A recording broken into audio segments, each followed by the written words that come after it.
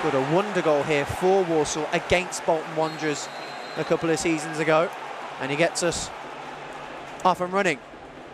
It'll be interesting to see how Bolton approach this one. Yet to win at home, but 7 points from 9. An impressive start for Phil Parkinson's side, and a rash clearance from Ben Ornwick early on, took no chances. It's a good start there, isn't it? You know, turning Bolton straight away there, ball inside to Gardner, just turns it into the channel there, puts Bolton on the back foot straight away. A chance for Maxime Collin in this wide area.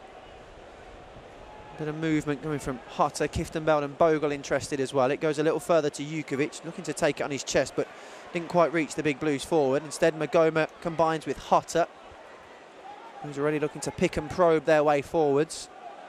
McGuinness, the only man forward for Bolton, fizzes into Jukovic, who just used his body. It's down to Hotter with the early strike, and it stings the palms of Ben Ornwick. An early warning sign for Blues. The mastermind behind many of these. Up goes the right arm of Pedersen towards the back post. Harley Dean and Lukas Jukovic wait. He might fall to Dean here. Just a bouncing ball made it awkward. The deflection made it awkward for Bolton in the first corner of the game. Goes Blues' way. It's a good ball, isn't it, from Harley Dean? I think it might have took a slight deflection there, but he's put it into the right area, hasn't he? That 6-yard box. You're looking for runners. He certainly had runners, but Bolton defended it well. Hotter to deliver the in-swinger.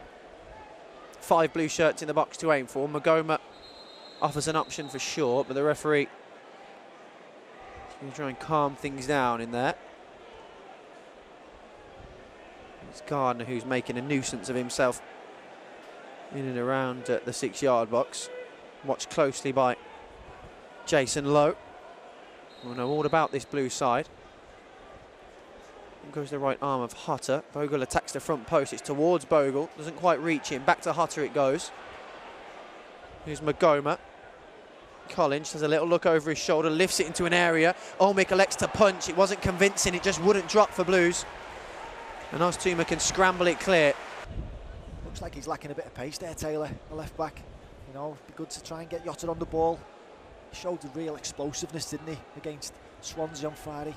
Good to see him one-on-one against Taylor. Only a big ball into the box for Jukovic to contest. Might fall for Magoma here. Magoma dancing and jinking his way forward. He was beyond Craig Noon and gets a cross in as well. Bogle was on the sniff at the front post. Pedersen that volleys back into an area, and it might fall to Magoma here. In the end, it's a good challenge by Olkowski. Except for that League One campaign they found themselves in. That hasn't happened since the start of 2010-2011, so I certainly feel that they're onto something here, but it's been a really good start from Blues 13 minutes in. Here's Harley Dean. Gomes came in off the line. It's a little slide challenge, it falls to Bogle. Might open up for the Blues striker. Just couldn't shift it out of his feet. Eventually did get the strike in, but cannons off Wheater. High line as well. Maxime Collin going to try and create an angle here.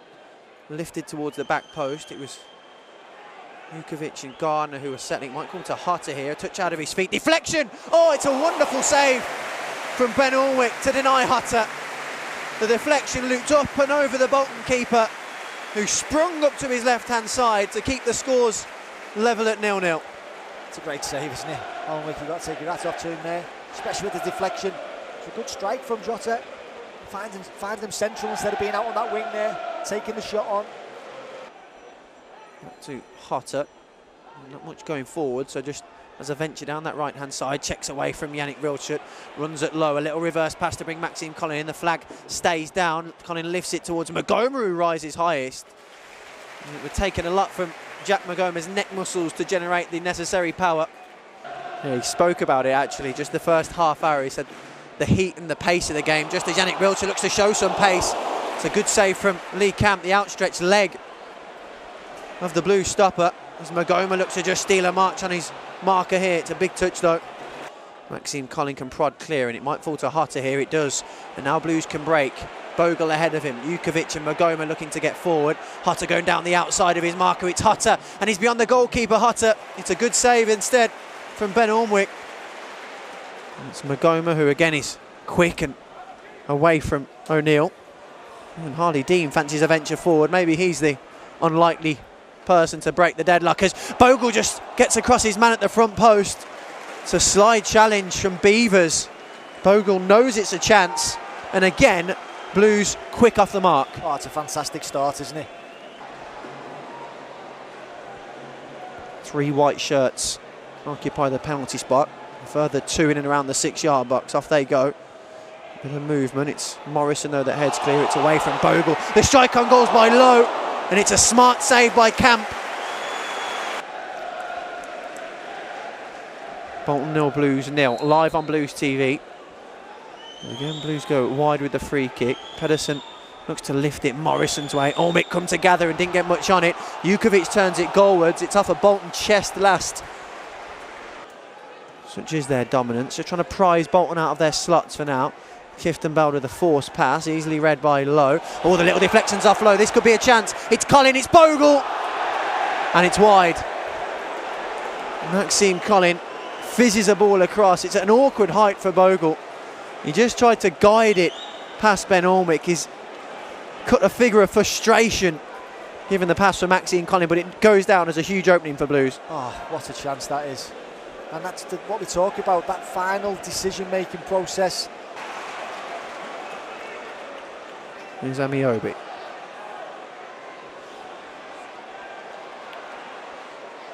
Garner just facing him up for now. Amiobi's pass looking for Taylor. Hotter switched off. It's Taylor towards the back post. It's a big touch from Camp. The danger hasn't been cleared though. Here's Amiobi. Fires it across the box. It looked like a handball, but it's 1-0 to Bolton. It was fizzed across the 6-yard box.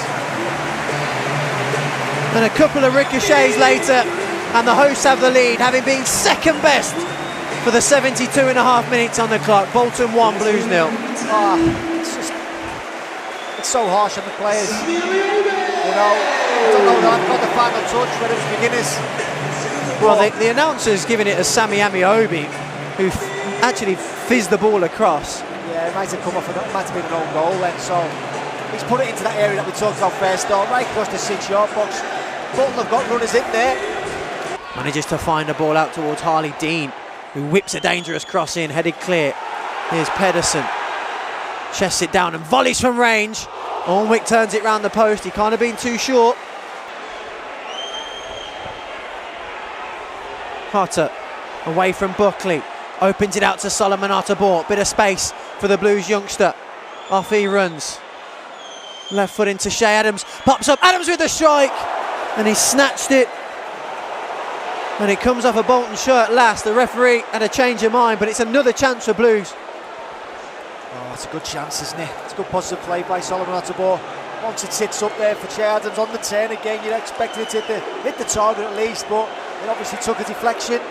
He's draining away. Blues taking this game away from Gary Monk's men.